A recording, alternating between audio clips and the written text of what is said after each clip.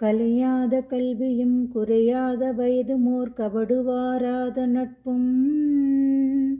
கன்றாத வளமையும் குன்றாத இளமையும் கழுவினியில்லாத உடலும்